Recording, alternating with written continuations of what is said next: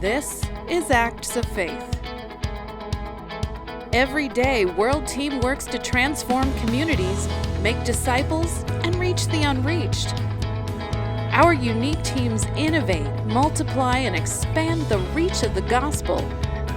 Our vision and aim? To make Jesus known. Together, we share the hope of the gospel on a global scale by meeting the needs of communities. These are our acts of faith.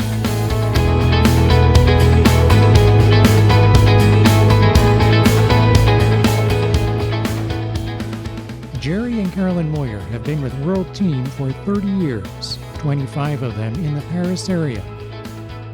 Part of church planting teams since their earliest days on the field, they continue to oversee those responsibilities while taking on greater leadership roles. Jerry is the director of World Team Europe. More recently, they have expanded their supervision to include World Team Australia, where Carolyn is acting director. Their combined insights into the vibrant world of missions are seasoned and thought-provoking. When did ministry in France begin? The work in France actually began in Guadeloupe, in the island of Guadeloupe in the Caribbean. And that's where I was born. And actually the church that I supported, that I attended, supported Jerry's parents. So we were involved in France long before we knew that we would be there together. In Guadeloupe, the church was growing. And as the church was growing, the young people in the church who came to know the Lord wanted to further their studies. And so there was not many opportunities in Guadeloupe because it's a small island. So they went to France to do the university studies. Then after they finished their studies, they were often asked to do jobs in France. But when they were there in France, they could not find a church. Back in those days, there just simply weren't many churches, evangelical churches in the Paris area. Yeah, and then we're talking in the 1970s. And so the church in Guadeloupe became concerned about it. They got together and they decided to send over a pastoral couple, a young pastoral couple by the name of Eliezer and Esther. And Esther and Eliezer also went along with an American missionary couple, Anne and Steve. And together, these two couples went to the Paris suburbs and very quickly started a church amongst the Guadeloupean people, Guadeloupean Martinican, which are known as the Antillais in France. And then they realized, hey, there's a lot of other needs here in the greater Paris area. And that's how the work started for World Team France. That's the beginning. Mm-hmm. How has ministry shifted over the years? In the early years of ministry in France, there was somewhat of a spirit of independence. There was so much to do. There were so many places where just simply nothing had been done, that generally speaking, churches or missionaries would pick an area where literally there was no evangelical church at all, and probably not even a Protestant church. And if there was a Catholic church, it was very small.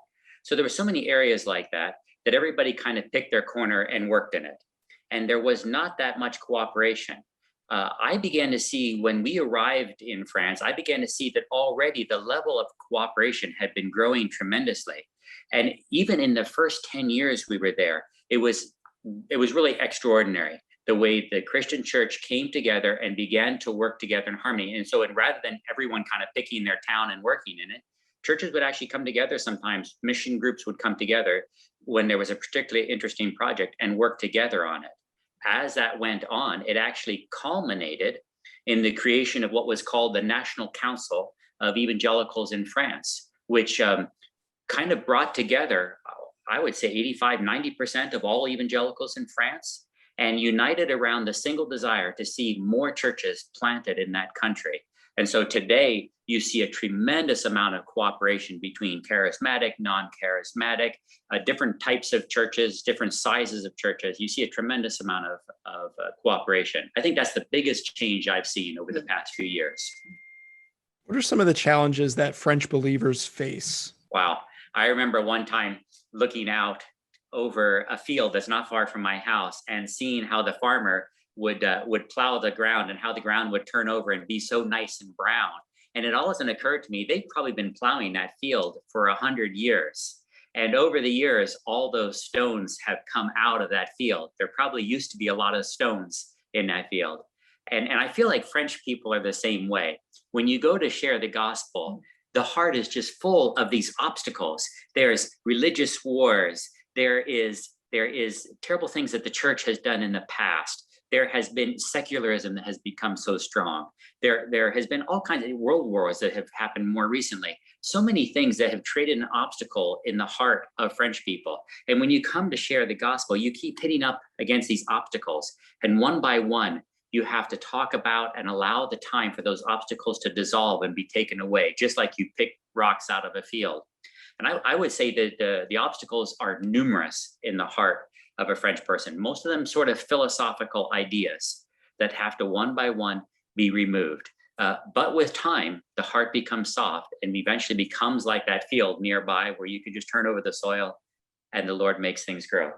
I would say one of those big rocks is pride. They're a very proud people, and they have reason to be in the sense that it's a beautiful country. It's a country that has a lot to offer. Their education system is excellent, but it's often that pride and trying to figure things out on their own that is also a big stumbling block for people. I remember one of my friends saying one time, I hear all the things you say about Christianity. I kind of think that someday I may become a Christian, but right now it would be so hard for me to give up and become a Christian. I would have to stop being who I am. My first impulse was to say, no, the Lord doesn't ask you to stop being who you are. But as I talked with her, I realized that no, she was absolutely right, because for her, being who she was meant relying on her own intellect to solve all the problems of the world. And for her to become a Christian meant that she would have to give up trying to understand the world, make sense of it, and rely completely on Jesus Christ for that. And that was next to impossible for her. She felt it was next to impossible for her. We're still praying for that woman to come to Christ. So if you could describe to me a little bit, generally speaking, about the team dynamics in France and what sorts of ministry opportunities are being taken on in France. I would say World Team's core values are to reach, invest, equip, and release. And when our workers get up each morning and put their feet on the ground, they're looking to do one, maybe two or three of those things each day. And the very beginning of their ministry is often reaching. It means them going towards people, them being involved in local community events. It's reaching out to people. So a lot of our workers know what's happening in the community. They know the people in the community. One of our workers lives in in a neighborhood of Paris. And, Paris is several million people, but we are amazed when we went to go see this couple. We were sitting in a cafe in Paris, and it seemed like every third or fourth person that walked by the cafe saw our friends and said hello, because they had taken that time to reach people. So reaching means that we're going towards people and making friendships. Investing would be going further with people, starting to have meaningful conversations with people. And so a lot of our workers are doing that by getting together with people, inviting them to Bible studies, inviting them to groups to talk about different things. So a lot of those events are happening on the weekend and in the evenings. Then equip would be more of the discipleship, where we're training up leaders. And that's where, as a church begins to establish, leadership very quickly begins to be created. And we try to draw those people into our church planting teams. They become part of our teams, and we work alongside of them as they begin to be equipped to do ministry. And one of the exciting things I think that we have seen in France is a good number of people who have come along and caught the bug for church planting and have worked very hard to see churches started and to later on go on to be part of church plants of their own. And that all comes from the equipping. Yeah. So I would say all of our church planting teams normally have people who are not just full-time missionaries, but they're local people who are involved and want to be part of that idea of planning a church locally and having a community of believers that gather together. Mm-hmm. One of World Team's guiding principles is its reliance on prayer. Obviously, this event embodies that. Can you talk to us a little bit about the importance of prayer and how you've seen it work in the field in recent years? When we first arrived in France, I remember coming to our town and wondering to myself, how are we ever going to get started? It was a bedroom community. That is to say, most of the people that lived there worked in the city, and they would simply come and eat and sleep in town. And so to get to know people was not easy. There wasn't any central location where people gathered or anything like that. And I remember wondering to myself how that was going to happen. I remember one day coming home and it was a rainy, cloudy day. And I remember coming up to my street, walking around the corner and looking down my street and seeing it empty because it was in the middle of the day, seeing it kind of dark because of the clouds, and thinking to myself, there's a perfect picture of my ministry, an empty street with nobody around, and really feeling the depression of that. And I think in my mind, all of a sudden I began to look down that street again, and it seemed to me in my mind's eye like there was people standing down the street, some in front of the various houses of friends and or people that we had started to get to know. And I realized in my mind's eye what I was seeing was our friends back in our supporting country that were praying for us and praying for this street, praying for this community.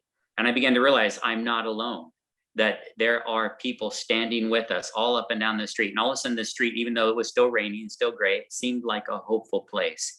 And I think that was the first time I realized how important prayer was, simply in keeping us encouraged about the ministry we had. I think prayer is just our acknowledgement that there is nothing that we can do in and of ourselves. And when other people come and join us in prayer, there's several things that happen. Number one, I think we are praying for God's kingdom, and we sense that we can participate just by praying in a larger work.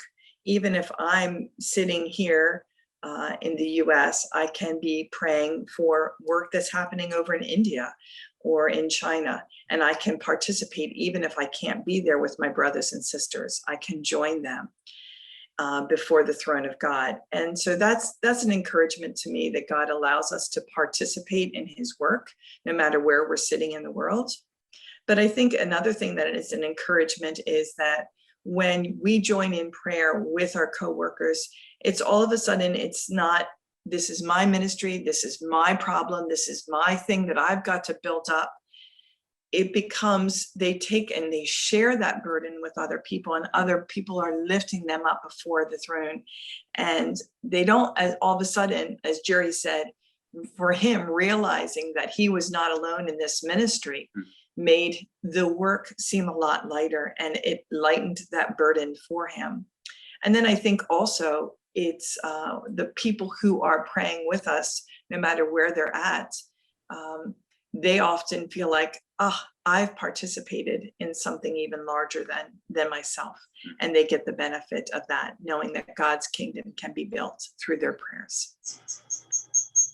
Early on in our ministry, we asked a lot of questions, especially of French people who had come to Christ, and simply asked the question, what happened? What brought you to Christ? What changed?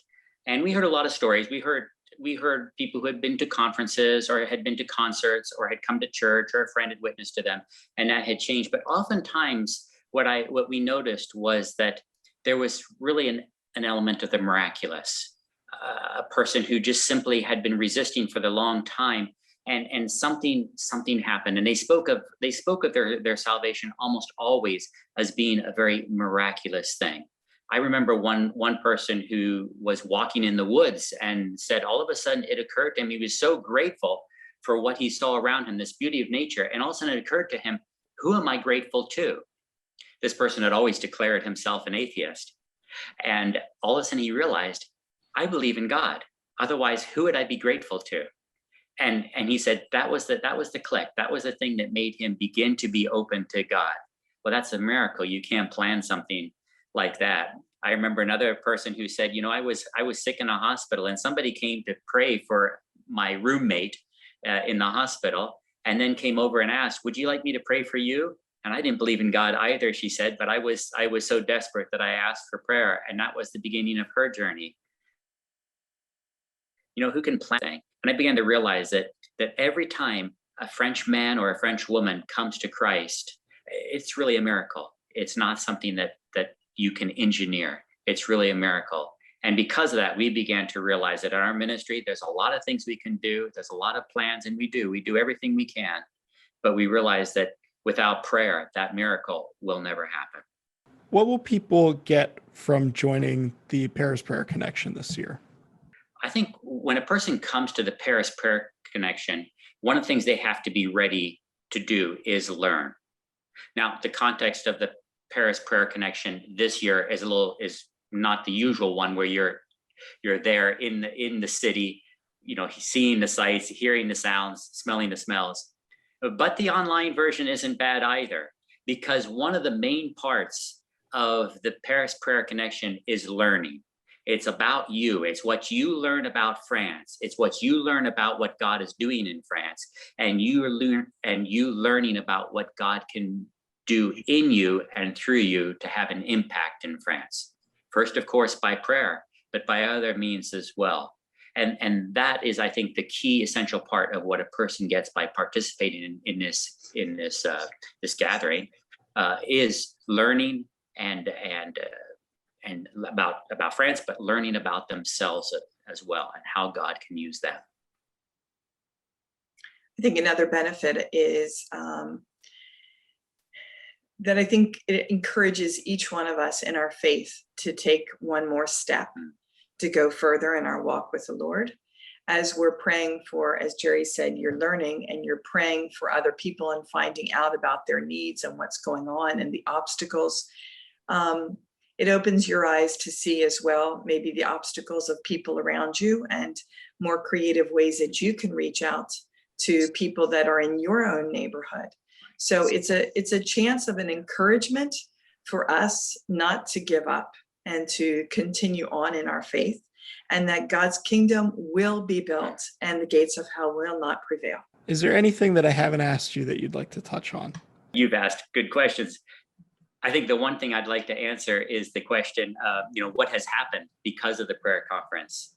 And it is amazing. I really have to say, it is amazing every year as we pray for certain things, and how within the days and weeks that follow the prayer conference, amazing things will happen. Things that we prayed for will come about. Sometimes we don't even have to wait till the end of the conference. I remember one pastor was talking to us, and he was saying, I have this really big challenge. We are out of space in our church, and I've been working with our mayor's office for the longest time. And I finally put in a request, and it's been really an uphill battle. So brothers and sisters, I'm just asking you, pray for a miracle, because this just doesn't happen. You don't get places like we're asking for.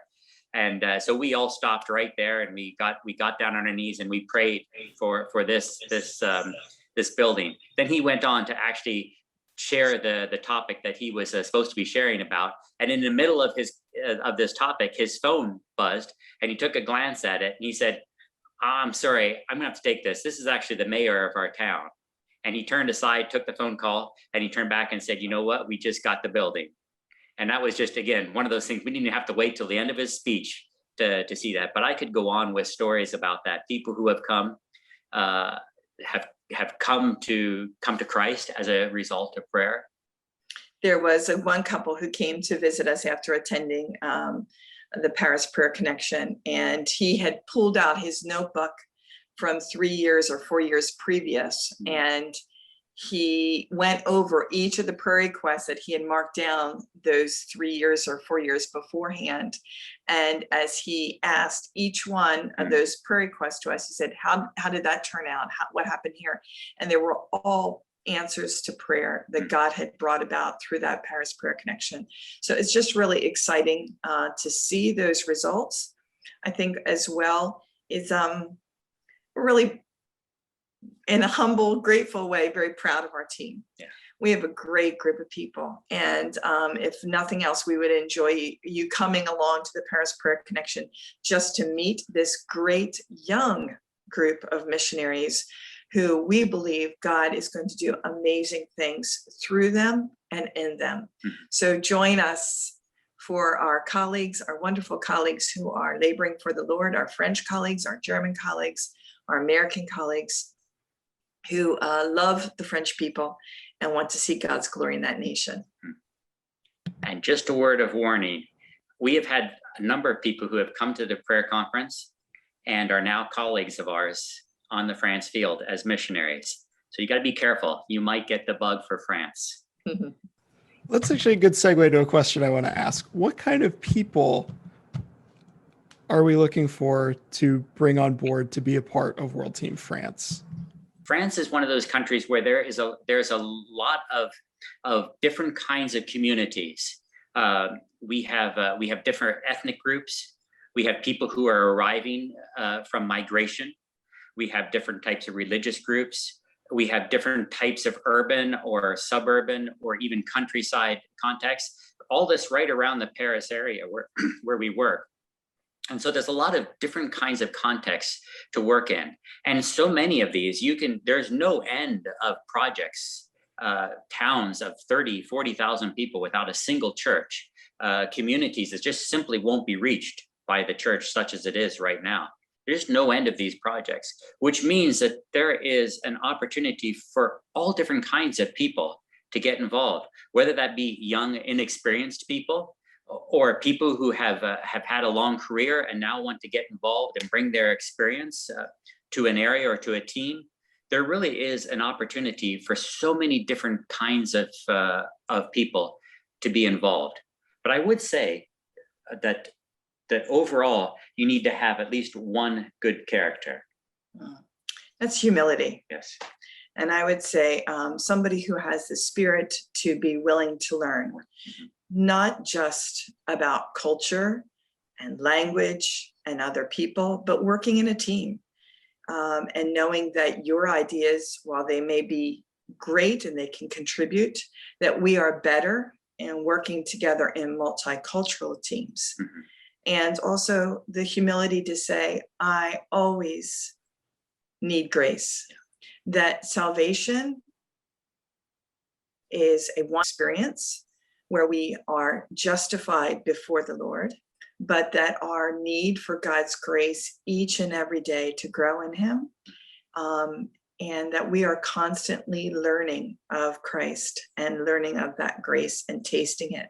So we tell our workers that we are needing God's grace just as much as the French people who do not know the Lord that we go to serve. As far as a skill goes, what kind of skill do you need to work in France? I would say the main skill is the willingness to go towards people, which is a skill anybody can learn. I'm by nature a shy person and had to learn how to go towards people, but it was a skill that I could learn, that you can learn. And you can start right where you're at in your own neighborhood, going towards people that you don't know. But that is probably the biggest skill. I often ask people when they're preparing to come to France, tell me about your non-saved friends. And it's surprising sometimes when you have some of them that say, well, I don't really have any non-saved friends. I'm working in a church or I'm going to a Christian college or something.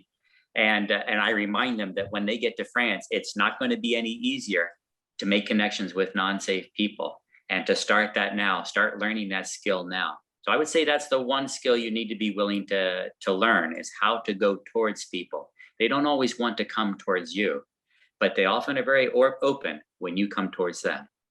Obviously, we really want people to come to the Paris Prayer Connection. For those people that can't make it to the event, what are some ways that they can be praying for France and the work there? Those people who are going to be joining the prayer conference this year, the Paris Prayer Connection, will be people from France, people from Germany, people from the UK, Australia, and the United States. And we're really glad that we have such a multicultural group of people wanting to be involved. What you mean is like those are actually the colleagues are from all those countries. Our workers on the field are actually from all those countries. That is correct.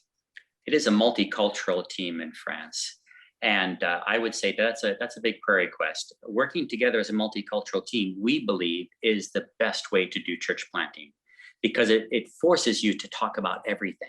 You have to explain yourself to one another. You don't take anything for granted. And it really helps you as you try to get into the mind of your unchurched neighbors to think through that from that perspective, that multicultural perspective. But the truth is, it's also very hard to do. It's hard to work on a multicultural team. Like I said, you have to talk through everything, and it can be fatiguing, and everything takes an effort. So if there's one thing you could pray for, even if you aren't able to come to the Paris Prayer Connection this year, there's one thing you could pray for France, and that would be that we would learn to work better together, that we could take all those strengths from different people who come from different periods in their life, different cultures, different backgrounds, as they're working together alongside of French people to bring new churches into this country, to make an opportunity for lost people to come in contact with the gospel, that you would pray that these people would learn to work together, that they would take all those strengths and use them for God's glory, and that the Spirit would be a spirit of unity amongst them. To learn more about World Team's ministry opportunities in France, head to us.worldteam.org and click Go at the top of the page. To see prayer requests from workers in France and elsewhere, click Pray. This has been Acts of Faith, a podcast by World Team US.